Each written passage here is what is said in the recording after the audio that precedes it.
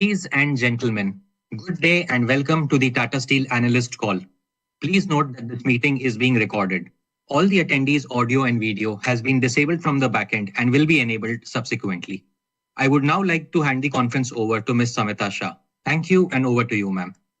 Thank you, Kanshuk. Good afternoon, good morning, and good evening to all our viewers joining us from different parts of the world.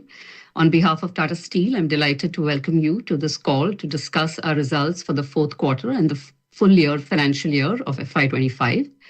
We declared our results yesterday, and there's a detailed presentation along with the SEBI release, detailed presentation on our website, which discusses the results. During this call, we will walk you through some of the details and also take on any questions you may have. Before I move on, I just want to remind all of you that the entire discussion today will be covered by the Safe Harbor Clause, which is on page 2 of the presentation. This call today is led by our CEO and Managing Director, Mr. T.V. Narendran, and our ED and CFO, Mr. Kaushik Chatterjee.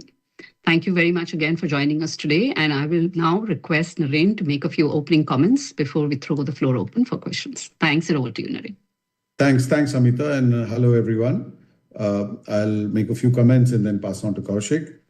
FY25 has been an important year for Tata Steel, and it demonstrates our ability to navigate challenging operating environment and progress on our stated objectives across geographies. For most of the year, the steel fundamentals diverged across regions with increasing exports from China, which weighed on the price sentiment. And since January, the evolution of the US policy and the different nations focusing on protecting the local industry has led to varied price momentum across India, Europe, and UK. And at the same time, China continues to struggle with a declining steel consumption. Regions like UK, which are yet to review the quotas that they have struggled a little bit more because, as you may be aware, in Europe, they have refined the quotas that are available for imports, which has acted to limit the imports. In India, also, there's a safeguard duty, which has helped us.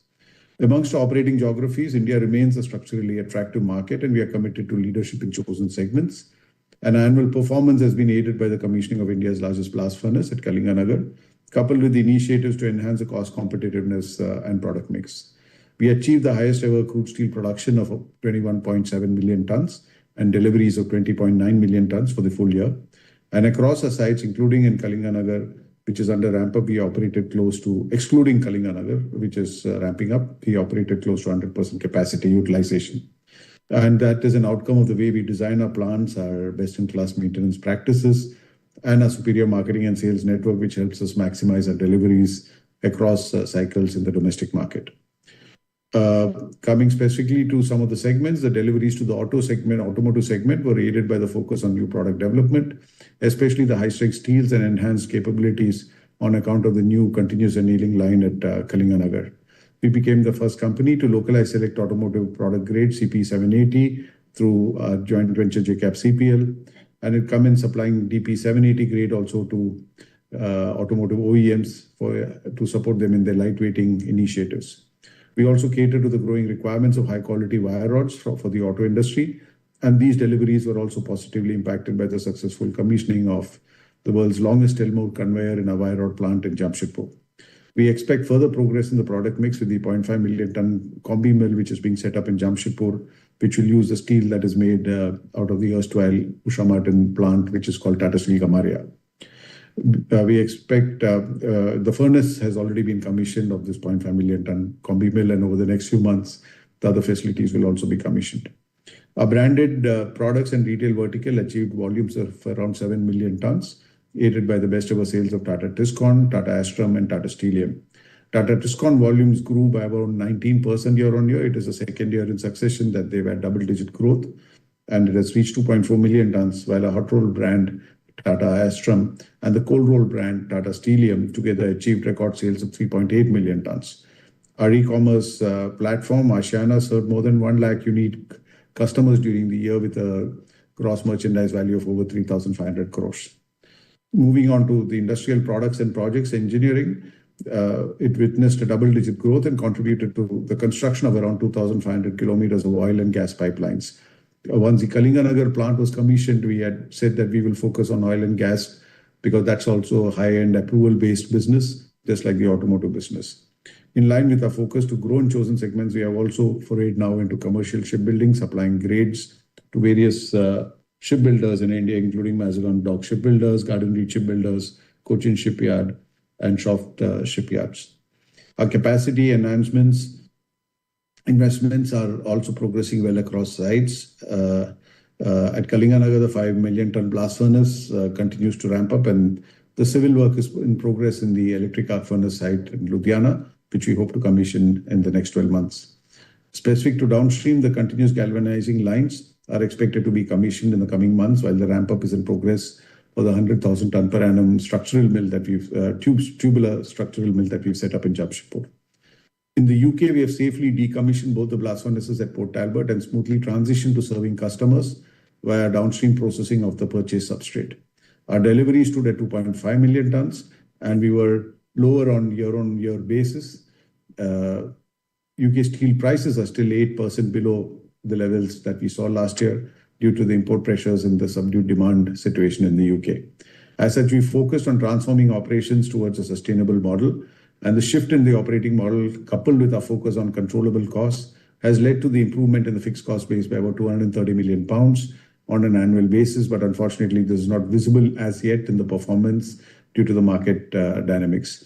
With respect to the proposed transition to green steel making, we have also received the planning permission for the electric arc furnace and are gearing up for the civil work and the construction activity to begin by July.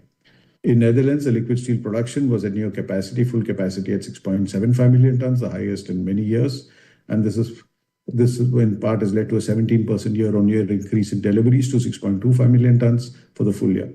EBITDA remains positive on a full year basis, and deliveries for the quarter at 1.75 million tons were the highest quarterly volumes in the last 6 years. We recently launched a cost competitiveness program targeting 500 million euros of savings in FY26, and the transformation is a building block to ensure that Tata Steel Netherlands becomes one of the most efficient and sustainable sites in Europe. We are engaged with the government team to support our integrated decarbonization and environment measurement projects. And I'm happy to share that Tata Steel has been recognized by World Steel as a sustainability champion for the 8th year in a row. With that, I hand over to Kaushik for his comments. Thank you. Thank you, Naren. Good afternoon, good evening to all those who have joined in. I will cover essentially three themes. Firstly, the performance. Secondly, our cost transformation program across geographies, what we have done so far and what we are targeting in the next 12 to 18 months. And thirdly, update on the decarbonization strategy and actions in the UK and Netherlands. Let me start with our production performance for the quarter and the year FY25. While you would have seen the production filings that we do, I wanted to highlight that for the full year in India, we've increased our production from Tata Steel Kalinganagar by 1 million tons. And for the India business, our production increased by about 0.9 million tons, taking into account the shutdown that we've taken for our G blast furnace relining, which is currently on, and we should hope to complete it by July. In Netherlands, the crude steel production for the year was 6.75 million tons, which is almost at capacity level. As you know, in the UK, our business model has actually changed, and we are now operating as a finishing facility with purchased substrate, including from India, Netherlands, and external sources. Moving to the financial performance for the quarter and full year, our consolidated performance for the quarter has been provided in slide 23 of the presentation. Consolidated revenues for the Jan to March quarter stood at about 56,218 crores, which were up by 5% quarter on quarter, primarily driven by the seasonality and the seasonally strong volumes in India and Netherlands. The steel realization improved in India by around 600 rupees per ton, but revenue per ton was down by about 53 pounds per ton in the UK and 79 euros per ton in Netherlands on quarter basis. The consolidated EBITDA for the quarter was about 6,762 crores, which translates to a margin of 12%, up by about 100 basis points quarter on quarter. India EBITDA margin was higher at 21% and translates to 7,418 crores, and Netherlands was about 125 crores, which was partly offset by the EBITDA loss in Tata Steel UK. In India, the Tata Steel Netherlands Tata Steel standalone EBITDA for the quarter was 7,105 crores, which translates to around 12,700 rupees per ton. As I mentioned during the third quarter earnings call, there was a non-cash credit of 1,413 crores or 2,670 rupees per ton. Excluding this, the standalone EBITDA has actually improved by close to rupees 1,000 per ton on a quarter-on-quarter basis.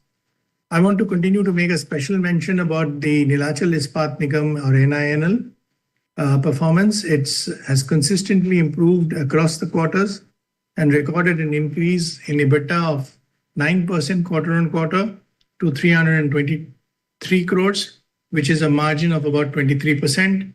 The most heartening part in NINL is that it has achieved 1,000 crore EBITDA in the year, reflecting an EBITDA margin of 19% and a cash flow of 1,000 crores even in these challenging market conditions.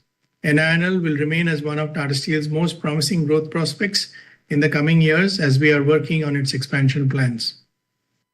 In our overseas operations, efforts towards cost reduction, operational KPI improvements, and product mix optimization are showing visible benefits despite spreads moving to a multi-year low. In Netherlands, the fourth quarter EBITDA improved to 14 million euros and coupled with a working capital release of 300 million, leading to a free cash flow of over 200 million. In UK, our fixed costs improved by 69 pounds per ton quarter-on-quarter, but this was more than offset in the drop in the revenue per ton and the higher substrate prices, leading to an EBITDA loss of 80 million in the fourth quarter. The UK underlying EBITDA loss in the fourth quarter trended down compared to Q3. When I speak about our cost transformation program in a short while, I will cover further efforts in the UK. Our consolidated operating cash flow after interest and adjustment for the quarter stood at 7,700 crores, aided by EBITDA performance and a very sharp focus on working capital that ensured a cash release of 4,300 crores. Let me now move to the full year performance, which has been provided in slide 25 of the presentation. There are four big headlines I would like to highlight.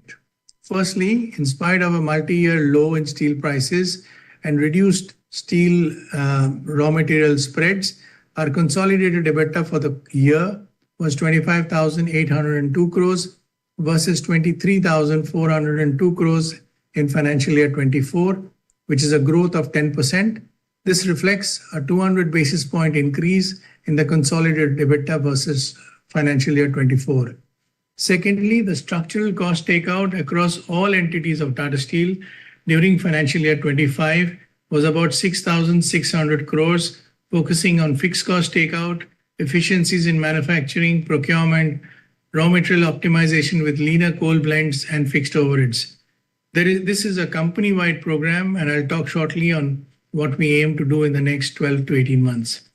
Thirdly, and even more important, is to demonstrate the cash flow orientation of the entire company. Our operating cash flows after interest and adjustment for the year increased by 37% compared to previous year, from 12,941 crores to 17,700 crores in spite of challenging market conditions. Fourthly, our Netherlands operation marked a significant turnaround in EBITDA during the year, from a negative EBITDA of 426 million in financial year 24 to a generation of 90 million in financial year 25, an improvement of more than 500 million. If I consider the operating turnaround at the financial year 24 prices and spreads, it would actually be a 900 million turnaround. While there is lots to do, the direction of the movement is very clear, and we continue in this path. India EBITDA for the full year stood at 29,285 crores, with standalone EBITDA of 28,217 crores. Standalone EBITDA stood at 13,500 per ton. The EBITDA performance was aided by 5% increase in volumes, lower raw material and operating costs, and special actions that I talked earlier. Total cost improved by more than 5,700 rupees per ton. Our UK operations too are progressing as per stated plan. While the full year EBITDA was minus 385 million, it is a tale of two halves, with the EBITDA in second half improving by 90 million versus the first half. The closure of the heavy end steel making by September and concerted efforts to optimize cost led to the reduction in fixed cost by around 160 million in second half and 230 million for the full year.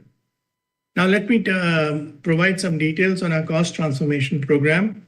The structural cost takeouts in financial year 25, as I mentioned earlier, was about 6,600 crores versus financial year 24.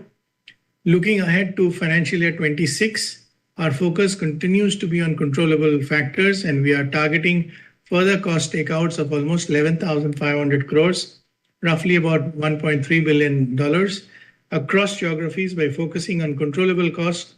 And let me outline some of the specifics. Firstly, in India, we intend to deliver savings of 4,000 crores by focusing on operating KPIs, employee productivity, supply chain optimization, coupled with investment in projects with low payback period. There is specific focus on conversion cost, and our aim is to optimize conversion cost by about 1,000 to 1,200 rupees per ton. We have identified a pipeline of low capex, high IRR projects totaling less than 500 crores that will improve operational cost and be completed in a short span of time. In the UK, we intend to continue progressing on achieving a lean structure by further reduction in fixed costs of 29% year on year of around 220 million. Key levers range from optimizing the cost of substrate and the coil mix, upgradation of IT infrastructure to reduce corporate overheads, and rationalization of downstream operations to improve the profitability. Our total fixed cost in FY24 was about 995 million, which reduced to about 762 million in financial year 25, and we target to bring it to around 540 million in the next financial year. In Netherlands, we intend to achieve savings of around 500 million euros, and the program encompasses multiple areas such as volume maximization, product mix, repair, maintenance, employee productivity, and others. We are also in discussions with the unions on the transformation project. Let me now touch upon the capital allocation before moving to the decarbonization update. Of the generated cash flows of financial year 25, we spend about 15,671 crores on capital expenditure. Our net debt stands at about 82,579, which has come down from 88,870 crores in September 24 by about 6,200 crores in the last 6 months. We plan to spend about 15,000 crores of capital expenditure in the next financial year, and of this, close to 75% is for projects to be completed in India, including the last part of the Tata Steel Kalinganagar spend on the third caster and the related facilities. The electric arc furnace project in Ludhiana is being focused, and there are several smaller projects which are also meant for asset reliability and performance efficiency. Our work on engineering for the next phase of expansion in NINL is currently ongoing, and the regulatory clearance process on environment are also underway. Our capital allocation will continue to be prioritized towards the capacity growth and downstream facilities in structurally attractive Indian markets. In UK and Europe, the focus is largely on decarbonization with material support from the government. As you are aware, we have secured a 500 million support from the UK government for the transition to scrap-based electric arc manufacturing. We have now got the planning approvals, identified the technology providers, and the design engineering work is almost complete. We have spent about 35 million on the project in financial year 25, and we will commence site activities in the next few months. On Netherlands, we are in intense discussion with the Netherlands government to secure funding and policy support to enable the decarbonization and environmental project. The Dutch government has completed the pre-notification filing with the European Commission regarding the project, and all stakeholders are working on various subjects relating to the project. The Dutch government has updated its parliament, confirming talks with us and the European Commission relating to the project. I would now like to walk you through an accounting change that we have made in the standalone financial statements in order to have a clearer view of the underlying business performance going forward. The valuation of investments in subsidiaries is tested against the present value of the future cash flows over the long term. For this, it is necessary to take a view on the business landscape in the decade beyond 2030. Tata Steel UK has transitioned its business model to a downstream-only play and is undertaking an investment to build the electric arc furnace project in Port Talbot by financial year 27-28 end. Tata Steel Netherlands is in discussions with the government for the project to replace one of the two blast furnaces and coke ovens with a DRI-EAF combination by around 2030. The primary drivers of the profitability for the future businesses will therefore change from the traditional steel price to iron ore and coal basket spread to the following. It will be influenced by the carbon border adjustment mechanism, the infrastructure and the availability of clean fuel and the carbon capture options, local availability and pricing of scrap, willingness and ability of customers to pay additional premium for low CO2 steel and circularity, other regulatory costs, including fixed cost network for electricity, hydrogen, and natural gas. These factors, which will be the primary drivers of the business in Europe, are all currently evolving, with significant changes in market regulations being implemented. There are multiple risks and opportunities with relation to how they will play out over the next few years, impacting the current value of the business at this point of time. The company has therefore concluded that carrying these investments in UK and Netherlands at historical costless impairment under Ind AS 27 is no longer appropriate. Tata Steel has therefore voluntarily changed its accounting policy to carry the equity investment in subsidiaries at fair value under Ind AS 109. This also addresses the reliability issues that Ind AS 8 talks about.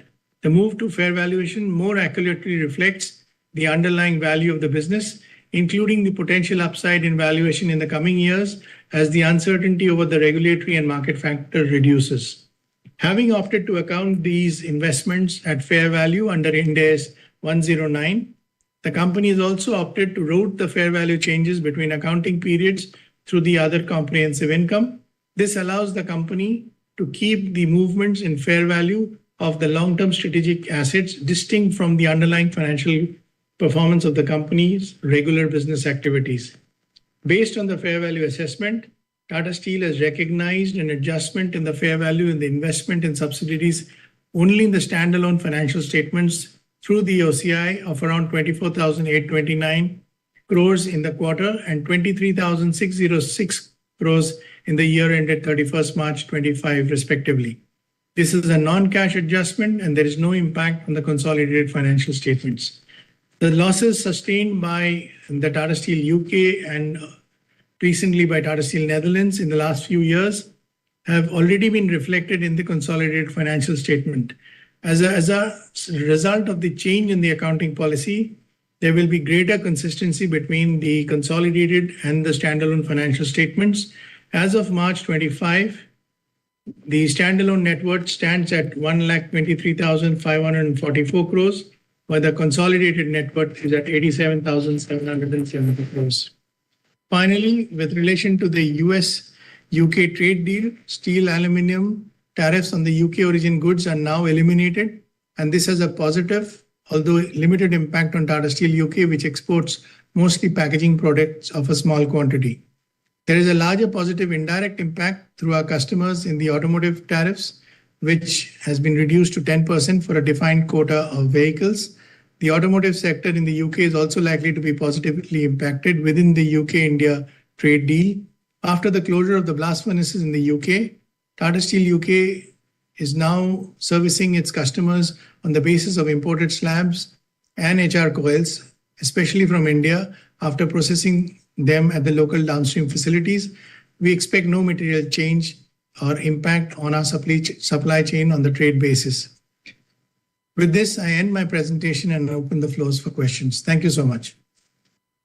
Thank you, sir. We will now begin with the question and answer session. We will be taking questions on audio and chat. To join the audio questions queue, please mention your full name and email ID in the chat box. Kindly stick to a maximum of 2 questions per participant and rejoin the queue should you have a follow-up question. We will unmute your mic so that you can ask your question. To ask questions on chat, please type in your question along with your full name and email ID in the chat box. We will wait for a moment as the queue assembles.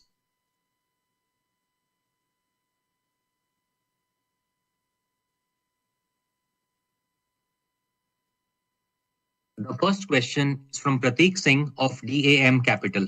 Prateek, request you to go ahead and ask your question. Hi, good afternoon. Am I audible? Yes. Yes. Sure. So, just wanted to get a sense of how prices have moved currently versus the last quarter, both in Europe and in India. That will be the first question. Yeah. So in India, we are guiding that prices this quarter will be about 3,000 rupees per ton higher than what it was last quarter. And in Europe, it's about 20 to 30 euros higher than last quarter. So given we have long-term contracts, Naren, so how should we see it? Because prices in the spot market have gone up around $150 per ton over the last 2-3 months. So is it like 2-3 quarters down the line we would be seeing the full impact, or it's futile to track those prices and the price will change only at the year end? So how should we see it? But it has not gone up by $150. So I don't think it's gone up in the spot markets also by that much. But having said that, I think more to your specific question, basically, we have our annual contracts, which are normally negotiated in November, December. And so they are typically the packaging and the automotive contracts. Actually, the packaging and automotive contracts typically are much higher than the spot prices. So when you go up and down also in those contracts, it may be up and down compared to the previous contract, but typically higher than the spot prices. The spot prices impact maybe about 30 to 40% of the volume in Netherlands, and a similar level, maybe slightly higher in the UK. So that's where the spot impact comes in, which is more the monthly prices on what we supply to engineering or what we supply to some of the other segments. But if you look at steel prices, basically it has fluctuated in a $50 range. If you look at China, if you look at Southeast Asia, it's gone up and down in a $50 range over the last few months. What has helped is actually the coking coal prices going down, which has helped the spreads more than the steel price itself moving up too much. Sure. And my second question is just a bit of a medium-term question. So what is your view on Jamshedpur, given the legacy cost issues and a bit of an operational disadvantage that we have given smaller blast furnaces there? Is there a medium-term plan there? Yeah, so there are a few things. We do have some legacy costs in Jamshedpur, but a lot of work is going on to address that. But having said that, if you distribute some of the costs which we incur in Jamshedpur over the other sites, the gap is not as much as it may seem. Because, for instance, all the R&D facilities are located in Jamshedpur. There are the procurement facilities are largely located in Jamshedpur. So there are some of those costs which Jamshedpur bears more than the others. But the advantage, as you said, in a Kalinganagar is you have bigger facilities, 2 blast furnaces making 8 million tons, 1 steel melt shop making 8 million tons. So you start with productivity advantage. You also start with a younger workforce. So these are the advantages, let's say, Kalinganagar has over Jamshedpur. So when I look at a cost on a hot roll coil basis, the gap is now reducing between Jamshedpur and the other sites because of many of the cost takeout actions that we've done over the years. Yeah, but this work continues. Also, we should keep in mind that we have almost 1,000 people retiring from Tata Steel amongst the unionized workers in Jamshedpur every year. So that also between Jamshedpur and the raw material location, that also helps us bring down the legacy cost, because since 2007, the wage structure in Tata Steel is very different from what it was before that. Yeah. Thank you, sir. The next question is from Ritesh Shah of Investec. Ritesh, please go ahead. Yeah, hi, sir. Thanks for the opportunity. Couple of questions. First, I think we have taken an approval of infusing another $2.5 billion into Europe. Any specific reason for the same, given we already are on a route wherein we have funding from the government in UK and Netherlands? Also, you have a transformation program in place. If you could please help us understand that. Yeah, Ritesh. So This is similar to what we did last year. It is not new investment. It is actually rebalancing the debt between overseas debt and India debt. And effectively, that makes a lot of sense because A, to reduce currency fluctuation, B, to get post-tax cost down. We are effectively looking at the debt that sits in various parts in the overseas entities, including in UK, etc., to be more from an India perspective, because they are anyway serviced currently out of India. And therefore, it is a rebalancing exercise, no new investment. The only small sliver of that investment will be the investment that is going on in the UK, which is relating to the EF projects, which 40% is shared by the government and 60% is on our account. But that number this year is not going to be significant. But fundamentally, the principle is to onshore more of the debt. Sure. My second question is on the cost takeout. A couple of clarifications over here. In the prior call, we had indicated for Tata Steel Netherlands around 500 million euro number. In this presentation, we have given a number of 4,000 crores. Is it the same number or is it a top up? I presume it's the same number, right? It is the same number. Okay. Specifically for UK, again, we have given a number of around 3,000 crores.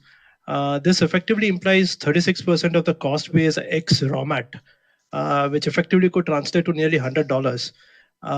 What are the underlying variables that we are looking at over here? And is this an exit rate that we are looking for FY26?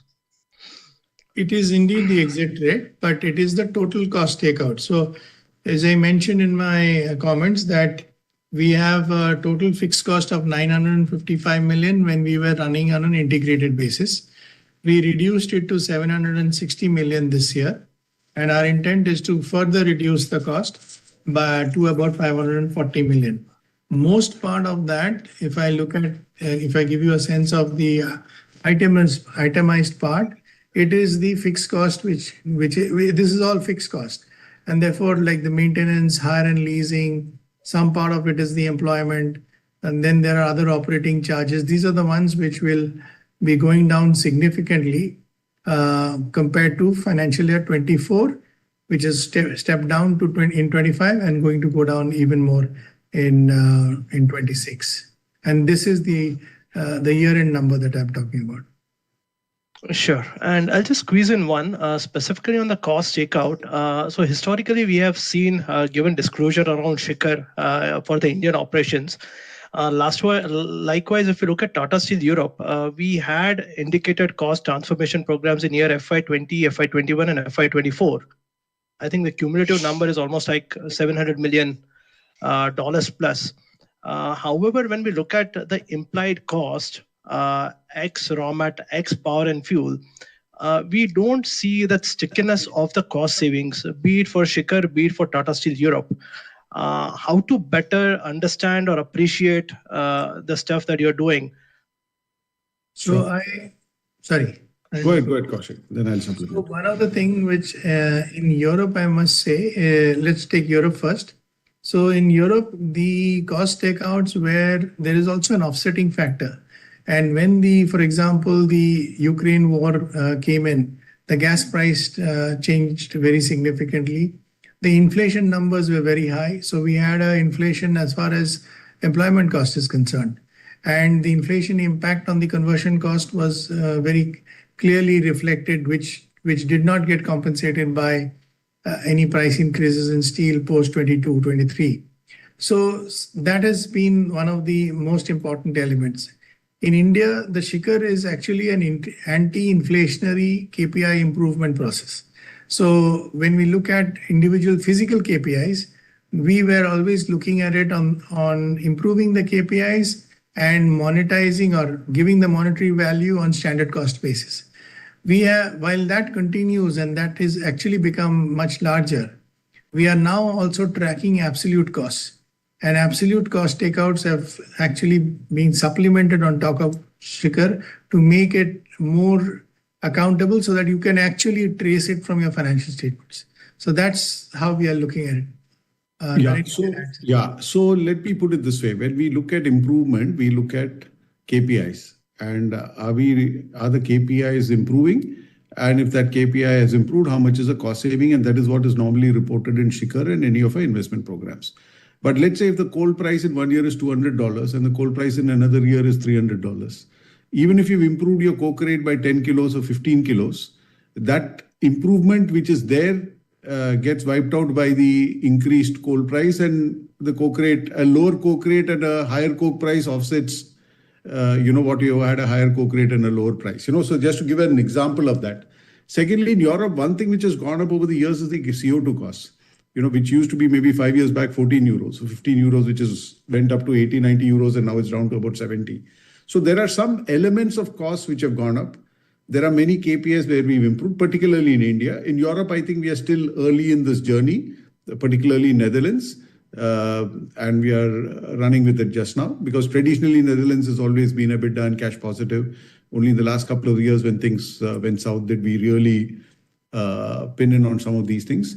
In UK, of course, it's been an ongoing activity. Even if I take the Netherlands and UK numbers, while Netherlands has shown an improvement in EBITDA from maybe 480 or something negative EBITDA to about 80 or 90 positive EBITDA, if the prices were the same as last year, it would have been actually 500 million positive EBITDA, right? So because of the price drop, you've actually seen negation of some of the improvement. Similarly, in the UK, a lot of this cost takeout is not visible because, again, the prices have dropped and wiped out whatever this 200 million, 300 million cost takeout that you take.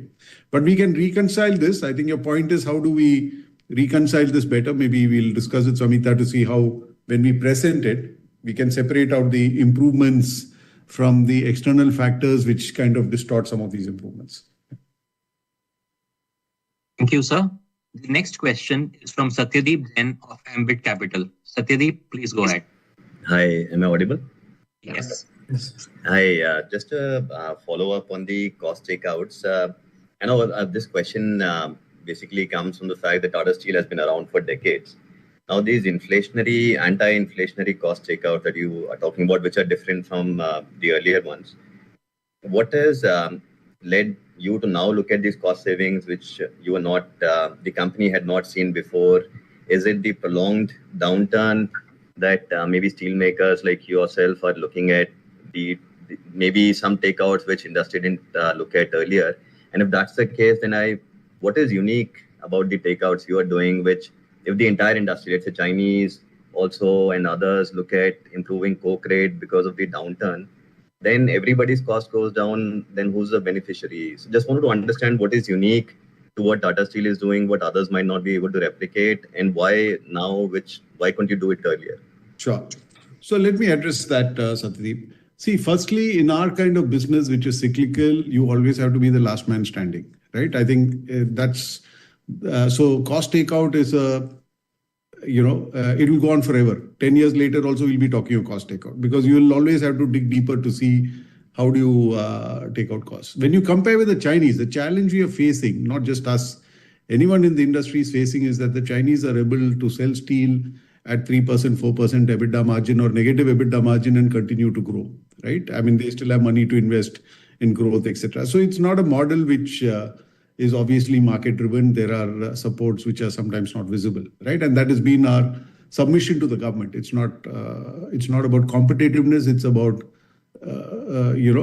something about what is the cost structure and how do these businesses survive with such low margins and still continue to grow, where the cash flows won't be there to invest to grow, right? So, but we have to do what we have to do to keep improving the situation. So for us, it's about that. I think the India business, because of our backward integration, etc., we continue to be one of the lowest cost producers of steel in the world.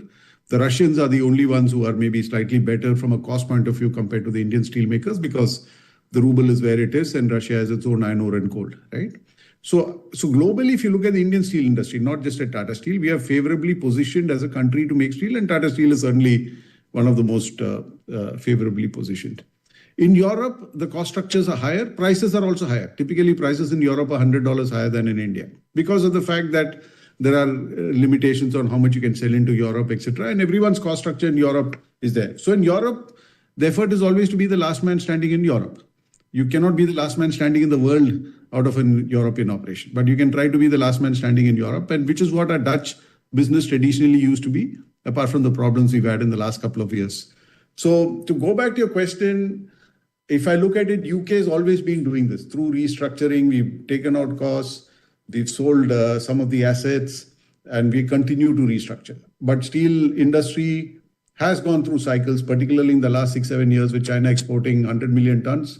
We've gone through cycles which we've not seen in the past. So what was done in the past is never enough. We need to do more. In India, when we've acquired these new assets, whether it's Bhushan, whether it's Neelachal, we've had a lot to do to take out costs, right? So while Jamshedpur does what it has to do, if I look at it on a consolidated basis, in each of these, whether it's the Usha Martin plant that we acquired, the Bhushan plant that we acquired, Neelachal plant alone, we've taken out almost 30,000 rupees of cost per ton. That's why Neelachal today, a plant which was shut down because it was not financially viable, is today making 1,000 crores EBITDA, 1,000 crore cash flows, right? So when you acquire new assets, you obviously have to do a lot of work on cost takeouts, which is what we are doing in India. When you build new assets, you can build it more cost efficiently, like we built in Kalinganagar. So there will always be something new to do, because there will always be. And today, technology allows us to see costs in far more detail than before. The analytics that we are doing, the AI that we have in our systems, etc. For instance, on maintenance, we have moved from preventive to predictive to prescriptive maintenance, right? So then the asset utilization improves. You have far more insights because you have far more data than you had even 5 years back. So you can plan your cost takeouts very differently. You can optimize on your blends of coal very differently than you could 5 years back, because you have a lot more data. So using technology, using the learnings from the past, learnings from different assets, this is something that we are constantly pushing ourselves. Everyone else also does that, but obviously, if you can do it better than the others, you continue to be the last man standing. So our objective is, in India, our asset should be one of the last men standing in the world. And in Europe, it should be the last man standing in Europe. And in UK, as Kaushik said, and which we said before, when we close the blast furnace, move to an EAF, we have said that structurally our cost improves by at least 150 pounds a ton, right? Because instead of importing iron ore and coal and making steel there, you're using locally available scrap. You're reducing the fixed cost, like we've described, by 400 million pounds, right? So in the next down cycle, UK will be in a much better position. Otherwise, typically when steel prices drop, the first place in our portfolio to lose money is UK. Second place to lose money is Netherlands. India, as you know, even in the last 2 years, EBITDA margin is 20% plus, right? So within our assets also, we try to see how can we, in the geographies that we are in, be the last man standing or last person standing. And in the Indian context, we have the potential to be the last man standing in the world. And that's what we always aspire to. I just add, Satyadeep, to what Naren articulated. The cost takeout in Tata Steel India started in 1995 and never stopped. All that we are saying is we are upping the game to make it more structural and make it more larger in size. And I think earlier Ritesh's question on Shikhar in different forms that started in 1995 onwards, never stopped. So I think we are just being cognizant of the fact that the uncertainties of the market needs us to step up the game. Whether it's unique or not, that is for others to say. But for our own sake, we need to do that. In Netherlands also, with the uncertainties in the market, the higher regulatory costs, CO2 costs in particular, it requires a structural change in the way Netherlands have seen in the past. So there also, while it had been efficient itself, but post the Blast Furnace 6, it's actually a Netherlands 2.0. So we're looking at a different cost structure, different way of making and delivering steel. And in UK, it's a completely structural change. And I think we just need to ensure that we have to be ready for 27-28. We cannot be ready in 27-28. We have to be ready much earlier. And I think we are pursuing the goal of ensuring that we, on an underlying basis, becomes EBITDA positive, and on an underlying basis become sustaining from a cash flow point of view. So these are drivers actually which are pushing us to ensure that we relocate it in a very different context. Yeah, no, fair enough. I get the point. I think for us, analysts, we're trying to figure out if everybody is trying to be the last man standing, The challenge is 1 year down the line, everybody looks at cost, but EBITDA per doesn't change. That's the fundamental reality sometimes in a commodity business.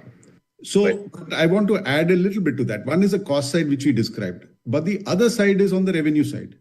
That's where the product mix is important, right? So like you said, cost, the opportunity is not infinite, it's finite.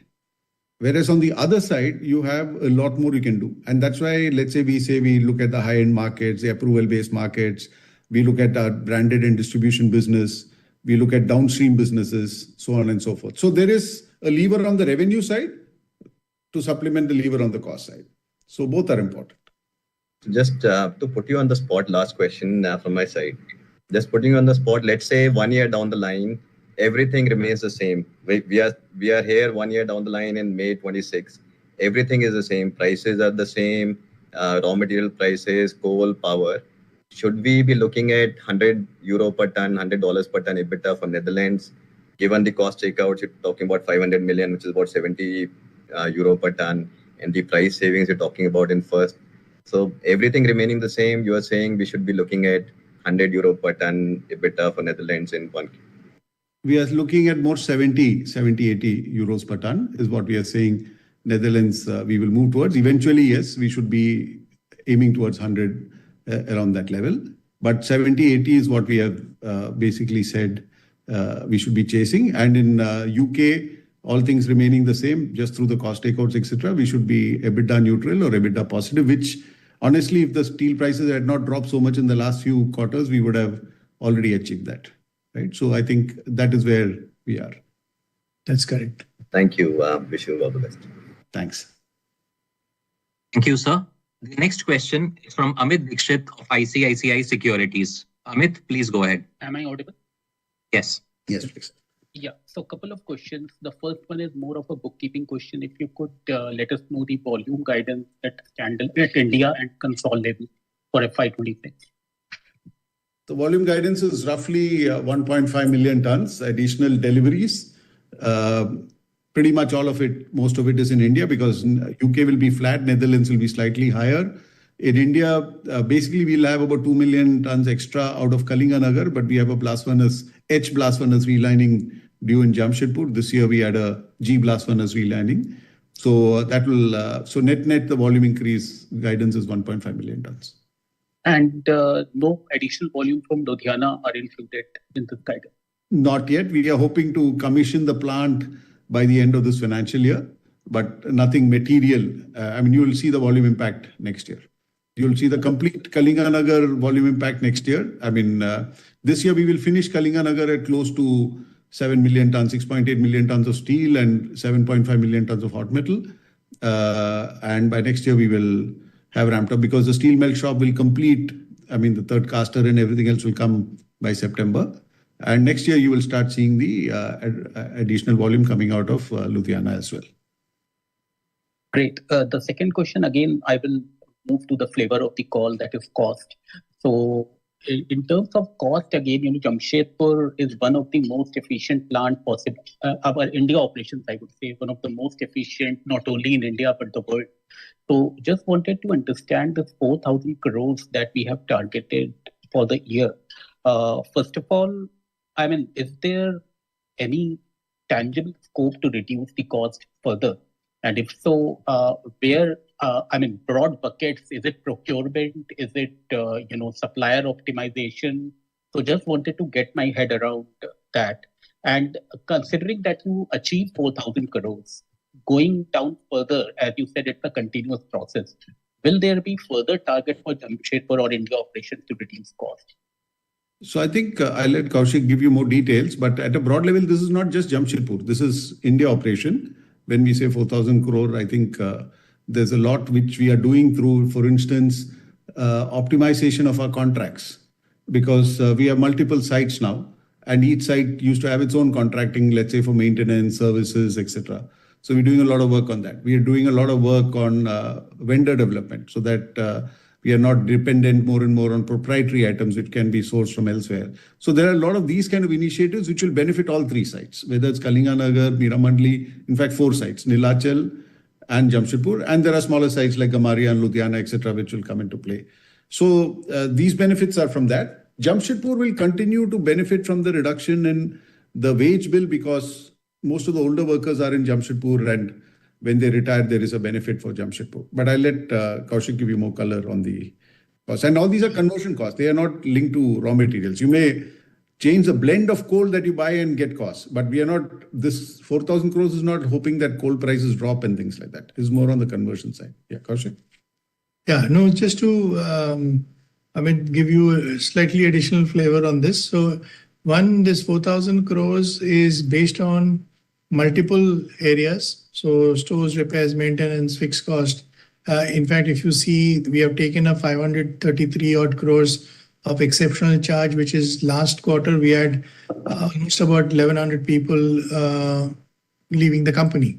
So there is a people reduction cost, there is a store space repairing cost reduction, there is also the model in which how we procure is changed, as Naren mentioned in one of the answers. We're using a lot more digital and analytics to figure out which model works better in terms of procurement. We're doing a lot more with our vendors. We're doing a lot more with our OEM suppliers. So there is a multiple area, and it is now across all sites. So it is in Kalinganagar, it is in Meramandli, it is in Jamshedpur, it is across mines and collieries. So it's a full slew of it, and we are targeting that on a monthly basis in the way it's been drilled down, managed as a program within the company. And I think that is, and this journey is unlikely to spend and kind of get over. What happens is the first year, which was the last year, we could deep dive in and get some which are very apparent. This year, we're going to work the paces to ensure that we get to the next level. And as we go in the future, whatever is the opportunities, and there are also some which are investment led. So you take these low capex, high IRR or low payback period investments, which gives almost pays back in 6 months time, etc.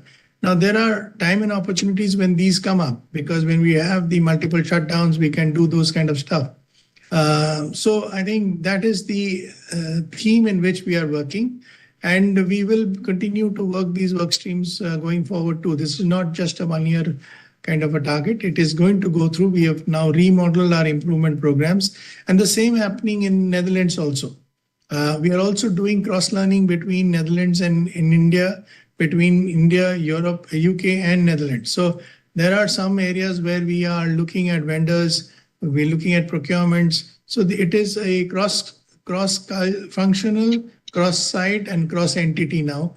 And I think that's the way. It's a lot of hard work, but I think there is a big prize to chase for. Wonderful. Thank you so much, and all the best. Thanks. Thank you, sir. The next question is from Ashish Jain of Macquarie. Ashish, please go ahead. Hello. Hi. Am I audible? Yes. Okay, hi. So my first question is on infusion of $2.5 billion. So you gave some of the drivers of that infusion, but should we think that this is the final number? Even Netherlands will hopefully become self-sufficient from a cash flow point of view. UK cash flows should improve. So if from a 3-5 year perspective, is this the final support goes from India balance sheet to European operations? Or So- we could say... Yeah. So do you have any other question, or should I address this one? Yeah, so I also had a question on cost. To ask the way I am thinking about it, if I look at our EBITDA for this year console, it is 25,000 crores by and large, right? And if I look at the last 2 years, each year we have spoken about roughly 6,000 crores of cost saving. So should we think that if not for this cost savings, our EBITDA would have been like 12,000 crore? Is that the way to think? Like, is this cost really translating one-on-one in P&L cash flows as well? Or there's a slightly different way to think about the historical cost saving? And my last question is, with 4,000 crores of saving in India, it translates to roughly 2,000 rupees EBITDA per ton. So again, does it reset India base case or worst case EBITDA per ton assuming last year was the worst case EBITDA at like 12,000-13,000 rupees is the worst case EBITDA. Is that the way one should think about it? So if I look at reversing your order of the questions, first is if you look at the India, as Naren mentioned, and we have often said that in the down cycle, we've been more around 20 to 22% EBITDA margin. Right. I think what we want, and in a medium cycle, we've been typically been 25 to 28, and in an up cycle, close to 38-40%. The question that I would like to, your question is about whether it resets. I think we are looking at the cost side, not linking it to the revenue side, because the revenue side will come, because as our TSK ramps up, as our downstream facilities ramps up, our revenue per ton will increase even on a mid-cycle basis. But what we are looking at is, and often when we look at EBITDA, it often clouds our mind that, okay, we are good in 22% or 28%.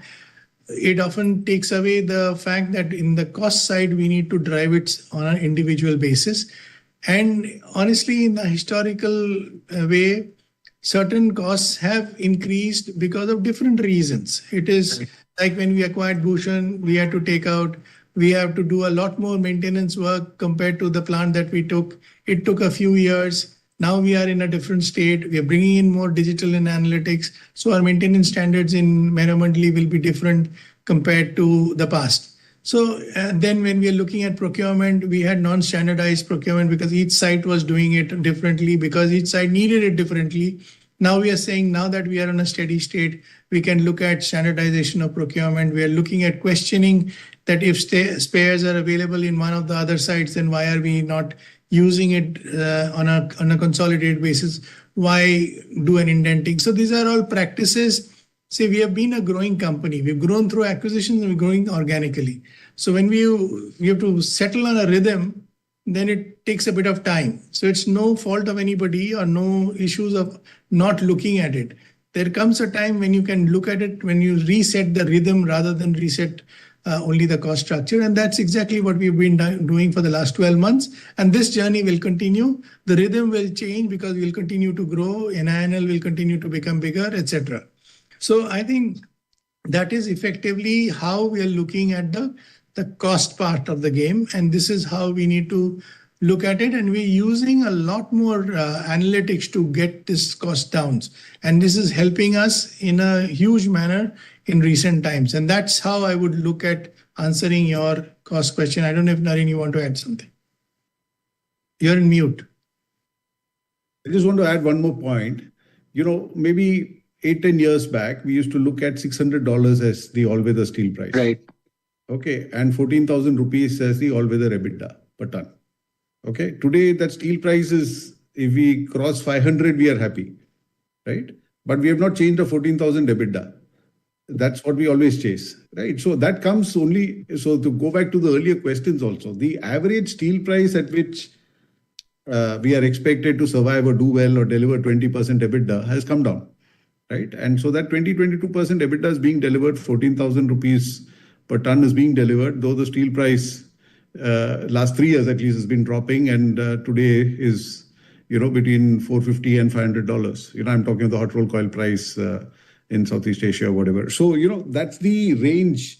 So that's why we have to constantly look at costs, because those prices are defined by who's willing to sell at what price, and particularly with China coming in a big way since 2015. We have to contend with that. Yeah. Kaushik, you can go back to the other question. So going to your first question, which is on the 2.5 billion. Right. I'm not repeating the part that I've done already, but to answer your question on forward looking, on Netherlands, actually the Netherlands will be very soon be debt free, because they are on a net debt basis, because they are generating now enough cash flows they had always historically been debt free. But because of the BF6 issues and post, in fact, when they went into BF6, when we went into relining, we were sitting on 600-700 million euros of cash. But that was a very outlier year, and it effect kind of went through next 2 years. Now, in the last 6-8 months, we are in a much better position in spite of a very difficult market.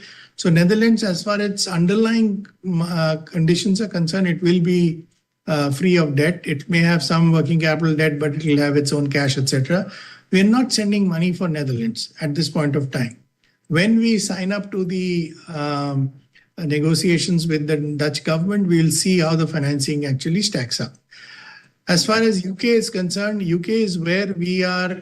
We have debt which we want to take out through this infusion.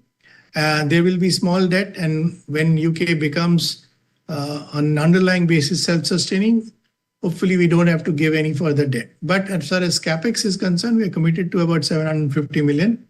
That has not started as yet in a meaningful way. That spend will happen in the future years, over the next 3 years rather. Other than that, we have overseas foreign currency bonds, which is in Singapore, which will also have to be repaid. Some of it is in next year, and then 28 it finishes everything. So only for those specific requirements, which is anyway part of our Tata Steel obligation and Tata Steel consolidated debt, those are the reasons why we will do that. Other than that, most important for you to actually take note of is the fact that what we are working towards is the underlying cash flows of overseas businesses do not require any funding support. That's our target, and we are kind of close to it as far as Netherlands is concerned. In fact, Netherlands never needed the money, even when they were not performing well. They had taken a short-term money, but they have actually repaid back to us. So the whole question is sorting the UK bit. When it's become sustainable, we don't need to put in money. But the overseas debt, whatever we have other than Netherlands, we will onshore it, especially in Singapore, which is a Tata Steel foreign currency debt. Kaushik, just one clarification. So this 2.5 billion will be incremental investment from India, or some of it is already there and in form of debt or something and will be converted to equity? Or no, this is totally incremental. It will be refinanced, basically. Yeah. Kaushik, if I can just interrupt you, Sure. and maybe you want to explain that, because the money is going as equity, I think people are interpreting it as equity investment. Yeah, It is not an equity investment. I said that in the beginning, that it is not an equity investment. It's actually rebalancing of debt.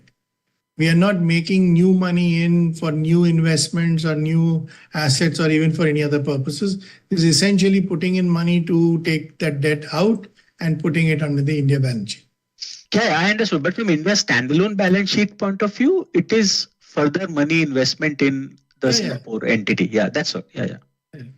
That's how you have to account for it anyways. Yes. Got it. Thank you so much. Thanks. Thank you, sir. I would now like to hand over the conference to Ms. Samita Shah for the chat questions. Over to you, ma'am. Thank you, Kinshuk. So Naren, the first question I think is for you.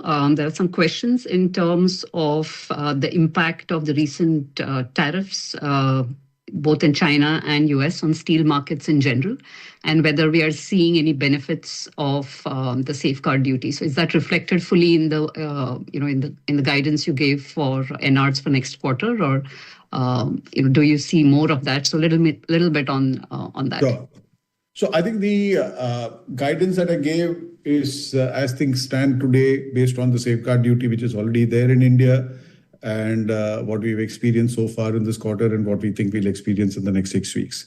The US, China, at a broader level helps because it tempers down the market and the concerns of volatility, the inflationary pressures.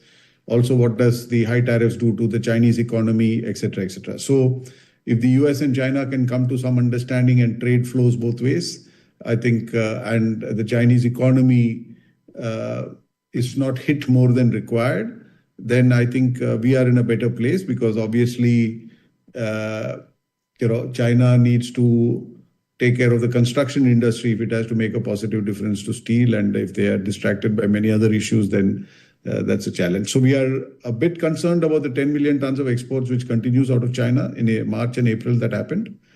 And we are expecting that number should come down. And I think if the US and China reach a deal on tariffs, we have a better chance of that number coming down.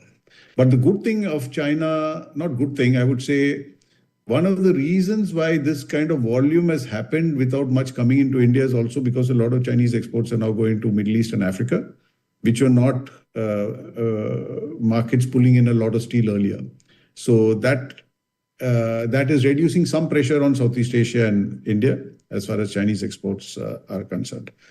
As far as US tariffs are concerned, in UK-US, the understanding will help us. We sell about 70,000-80,000 tons of steel from UK to the US. We sell about 700,000 tons of steel from Netherlands to the US. That will depend on the EU-US trade deal whenever that happens. But some of the steels that we send from Netherlands to US is not made in the US. So we are able to pass on some of the tariff impact to our customers because they need to import because they can't buy locally. So that's the situation as it is. And we hope that the EU and US will also come to a deal soon.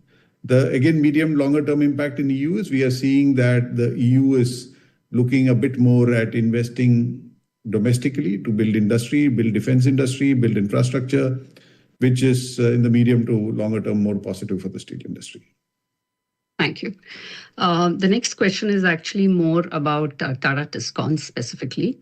So just for all the audience, we don't give guidance on specific realizations for any particular product category. So we're not going to be commenting on that. But I think the question which people are asking is in the individual house builder segment, there has been a lot of traction over the last few years, as you have explained.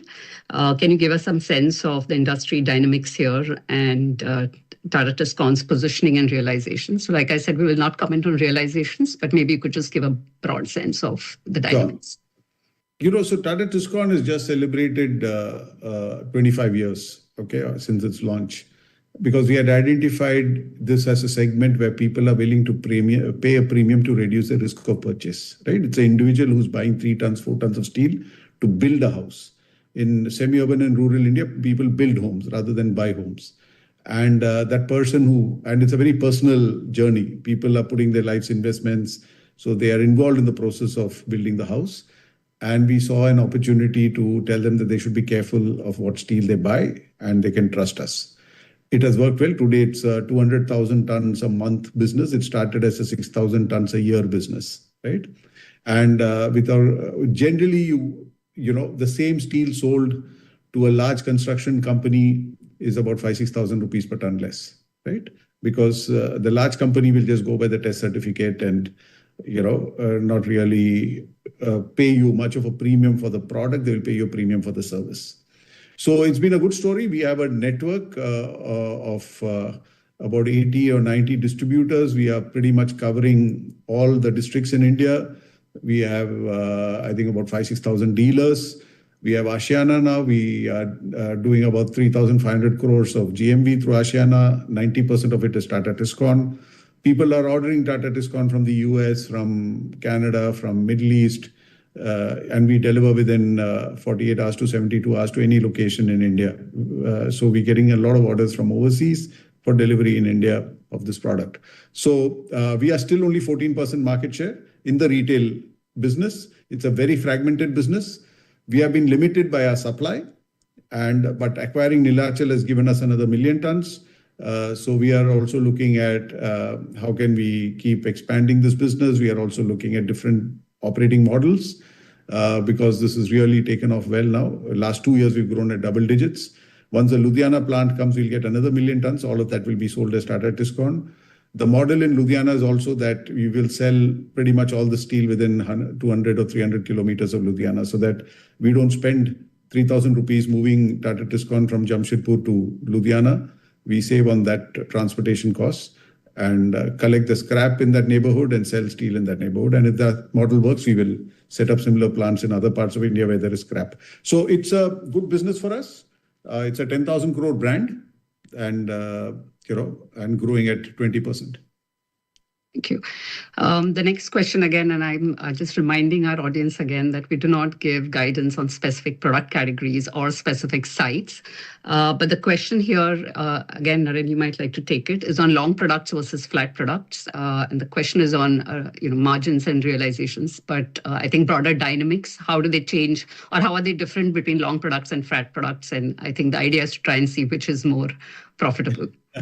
So it goes through, again, cycles. Traditionally, flat products tends to fetch you higher prices, and you have segments like automotive, oil and gas, which is a little bit more approval-based businesses, right? So bigger steel companies tend to gravitate towards flat products. But the flip side is flat products is higher fixed cost business. So in a down cycle, people are just trying to cover variable costs and contribute to fixed. So that's one thing. The second big shift which has happened in flat products globally is when China used to export a lot of steel 10, 15 years back, it used to be mainly long products. Today, it is all flat products because the Chinese steel industry has also switched a lot from long to flat. And flat travels better than long. So you see hot roll coils going all over the world. Rebars don't travel so much, or wire rods maybe a little bit more. So that dynamic is changing. But longs, if you look at India, is largely a local business. And 50% of the long product supply is from the secondary sector, whose cost structures are different. Their drivers of costs are different. So if you've seen the last 2-3 years, when thermal coal prices were much lower, the coking coal to thermal coal ratio was almost 1:2, or thermal coal to coking coal was 1:3. You saw that the secondary producers were more competitive. But as that has narrowed, the primary producers have become more competitive. So it's a changing dynamic. Just now, the long product prices are higher in India than the flat product prices on a commercial grade basis, simply because of the fact that most of the 100 million tons of steel which China is exporting is flat products and has depressed international prices for flat. So all the flat products is being sold in India, which is being produced in India, and hence has depressed the flat product prices. So just now, if you look at it from a return on invested capital point of view, I would assume longs will be better because you can set up a long product plant for less money. And if you're getting better EBITDAs for that, then you are better off. But over the long term, bigger companies tend to gravitate towards flat products. Thank you. Another question, which is, I think, slightly more long-term in nature. Do we see India risking or becoming an overcapacity steel market in the next 5-6 years, given the expansion plans which everybody has announced? Honestly, I don't think so, because it's not easy to build steel plants in India. It takes time. This is assuming if you have land. If you are going to start a greenfield site, it takes even longer time. So India will never be able to build the capacity as fast as China did. China, in its peak, was building 50 million tons of capacity a year. India does not have the capacity to build that capacity, because our processes take much longer. The approval processes, acquiring land, the public hearing, everything takes much longer. And then the ability to build the plants is also limited. So I think if India continues at a GDP growth of 6, 7, 8%, and as a developing economy focusing on infrastructure, steel consumption grows at a higher rate than that 8, 9, 10%, I think India will struggle to build 15, 20 million tons of capacity every year. Forget 50 million tons. So I do believe that we will have a better balance. So India will never be a big threat in the international markets as a big exporter like China is, because I think whatever capacity we build in India will be just about enough for India. Thank you. One question which is more, I think, which we typically answered in terms of guidance, but we haven't so far. This is our guidance for coking coal and iron ore consumption for first quarter. So coking coal, we are guiding that it will be about $10 lower on a consumption basis. Though the coking coal prices have gone up in the last few weeks, but on a consumption basis will be $10 better, both in Europe and India. Iron ore is relevant only for Europe, not only is only relevant for Netherlands because we've shut the blast furnaces in UK. Iron ore is expected to be about $10 higher in Netherlands consumption. Thank you. Now there are a bunch of questions on the BPSL guidance, or I would say the developments which have happened around the BPSL judgment. The first question is, I think, whether the Tata Steel Bhushan resolution plan is at risk, of the same risks, and are there any? What are the differences, and do we run the same risks? No, so there is no litigation on this matter as far as Bhushan is concerned. We've gone through 2 rounds. First, on the acquisition, we've done this as guided by the COC within the timeline of the IBC, and subsequently we have also gone through the full process on merging the business within Tata Steel. So there is nothing on a similar basis. Thank you. And I think the second question is, if this asset comes up again on the block, would Tata Steel be interested in acquiring it? We would rather not answer that question because it's related to a different company and it's not fair to answer that question. Thank you. There are a couple of questions which are more on the balance sheet side. So is there, what are our deleveraging targets, or is there a plan to deleverage for the next year? So I think we've always said that our target remains to continue our deleveraging while putting money into growth projects. If you look at it from September 24, with the peak of the downturn, we were at about 88,000 consolidated net debt. From there, we are at about 82,570 is where we closed. So we've taken out more than 6,000 crores of debt across entities and geographies in the last 6 months. We will continue to look at this kind of pathway going into FY26. And we want to just ensure that in fact, somebody asked that question, why certainly the cost initiatives? Well, this is one part of also using the cash flows for deleveraging. Thank you. And there's a question on why our interest costs have gone up. I would just like to remind the audience that we've gone through an era of global interest rates actually going up by almost 400 basis points. But I think there's a broader question in terms of our interest costs and what is the direction for them. So the next net finance cost for FY24 was 6,700 crores, and the net finance cost for 25 is 6,300 crores. So I didn't see any increase as far as interest is concerned. But there is one point that I would like to say, that when we are doing more and more onshoring, you would find that the headline cost increasing, but the effective post-tax cost going down. So it may not show in the P&L, but effectively from a net post-tax basis, because we pay marginal tax, that will be lower. Thank you. I think there are still lots of people lined up for the audio questions. So we'll maybe just take a couple. Back to you, Kinshuk. Sure. Thank you, ma'am. The next set of audio questions. First, we have Amit Murarka from Axis Capital. Amit, please go ahead. Yeah, hi. So good afternoon. Thanks for the opportunity. So I just wanted to kind of get a sense now on expansion plans. I believe FY26 capex is guided at 15,000 crore, which I understand doesn't include any planned new expansion projects in India. So where do we stand on the NINL and KPO3 and such expansions, particularly in the context of 35 to 40 million ton capacity target we had given for FY30? Yeah. So the capex here, yes, is largely focused on raw materials, is focused on Kalinganagar completion. It includes the Ludhiana plant, which is 0.8 million, but we hope to push it to 1 million. So if you look at it from a growth point of view, that is the one which is there for next year after Kalinganagar this year. We have some downstream expansions. We have a combi mill, 500,000 ton combi mill, which will convert some of the billets that we are making in the erstwhile Usha Martin facility into special bars for the automotive industry. So that's another thing. In terms of the major expansion projects, the next one which will go to our board is the Neelachal one.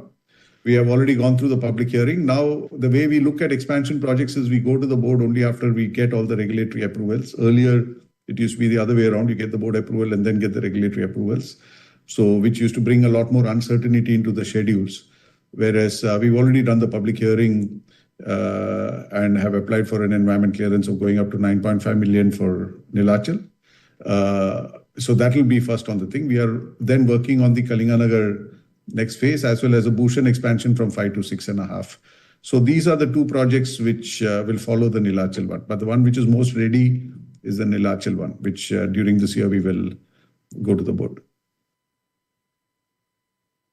Understood. And so Is it fair to say that probably it looks more like 30 million ton than by FY30 rather than the earlier number of 35 to 40 that we were expecting? So what we expect to have by FY30 is all these projects at different stages. Hopefully we start the Nilachal project now. That will, at least the first phase will finish. And we can start the other two, which will be at different degrees of finishing in FY30, FY31. Yeah. We will not have completed capacity by FY30.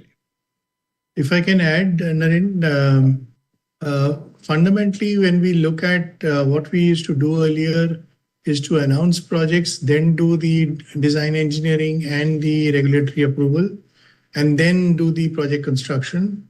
I think when we will announce projects now, we will be ready to start construction.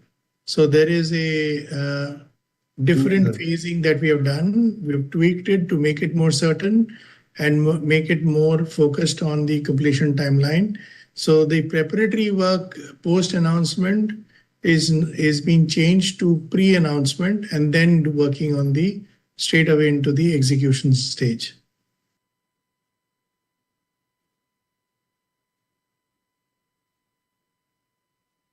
Thank you, sir. The next question is from Sumangal Nevatia of Kotak Securities. Sumangal, request you to please go ahead and ask your question. Yeah, thanks for the chance. First question is on the Europe operations. Is it possible to share and explain what is the impact of reduction in carbon allowances in FY26 and what would be the likely cost impact of that? So as far as, sorry, Naren, you want to take it? No, go ahead. You talked about the reduction in carbon free allowances. That's right, yeah. Yeah, so as far as UK is concerned, it's now zero. There is no impact of CO2 on UK. There is a certain amount of free allowances UK will get, and that is good enough for the downstream entities to compensate for it. So, in fact, in the what we see today is from FY26, 25-26, there will be no impact of CO2 as far as UK is concerned till the start of 27-28 when the next phase of the EAF starts, and that will be of a different nature. As far as Netherlands is concerned, there is a deficit that happened till last year. It will gradually converge, but there is an increased cost on account of carbon. And that is happening because of the fact that the allowances are reducing. And there is also a CO2 levy that is being coming in as far as Netherlands is concerned. So it is close to about 80 million euros a year. But Kaushik, this carbon allowances will reduce along with CBAM, right? It comes in along. Yes, so next year onwards, what happens is on a longer term or a medium term, once the CBAM comes, it will neutralize the cost because arithmetically the cost of the steel prices will reflect the CBAM, which will cover up for the cost of the carbon. Correct. Understood. I have one question on the entire cost saving topic. So how is it expected to phase in FY26? Is it more of a gradual thing or back-ended? And as Naren mentioned, 70-80 euro for Europe, given the 4,000 crore number for India, keeping the spreads aside, can we expect a 1,500 to 2,000 rupees increase in the EBITDA on a per ton basis? So I think first of all, as far as Netherlands is concerned, that project has just kicked off. As I mentioned in my commentary, that one of the important part of that is also the productivity gains. The productivity gains involves a process of consultation with the Works Council, etc. So that the Netherlands part, while some part has been realized, and many of the non-productivity work streams are moving forward. It is more a second quarter plus onwards, but it is not so secular because it is something that will happen more around the Q3, Q4 levels. As far as India is concerned, we started this project last year. And as I said that we've taken out 1,800 crores of cost plus 900 crores on coal optimization. That is a lot more secular in India, but it is more towards from June onwards. After June onwards, we should see the results in the papers, in the financial statements. And to your question, I think your last question was whether you can see the improvement on a per ton basis. The answer is yes, ceteris paribus, everything else remains the same. Yeah, and just one last clarification. Given that today, there's a continuous pressure on Chinese steel prices, our calculations are suggesting our domestic prices at a 2,000, 3,000 rupees premium. So are we sensing a similar peakish kind of steel prices and some pressure going forward? I understand 3,000 rupees is what we are expecting in 1Q, but on spot basis, what are your thoughts? So obviously, this gap is there now because Chinese prices again dropped. It's been fluctuating, like I said, in a $50 range. But imports are still not coming in a big way yet because people are concerned about the dollar. The dollar has been also all over the place. And also the risk in you buy a book today and it comes in after 2-3 months, you don't know the price then. You have a monsoon season coming. Do you want import cargo coming in during monsoons? So I expect things to be, I don't see imports flooding in just yet. And of course, when we went to the government with the safeguard request, the original request from the Indian Steel Association was 25%. The government said 12 because it wanted to keep all other stakeholders' interests in mind. But this is something, if we again see a flood of Chinese imports, we will certainly go back to the government and see what can be done because the private sector investment in India in some sense is being led by the steel industry. So you saw that we are saying 15,000 crore capex. Our peers are also putting in big capex. So the industry needs to be financially healthy to be able to put in this kind of money in new capacities. And I think that's a submission to the government. Got it. Thank you and all the best. Thank you. Thank you, sir. That was the last question for today. I would now like to hand the conference back to Ms. Samita Shah for closing comments. Over to you, ma'am. Thank you, Kinshuk. Thank you, everyone, for your participation and your questions. We hope we were able to address your queries. Look forward to connecting again next quarter. Thank you. Thank you. Thank you.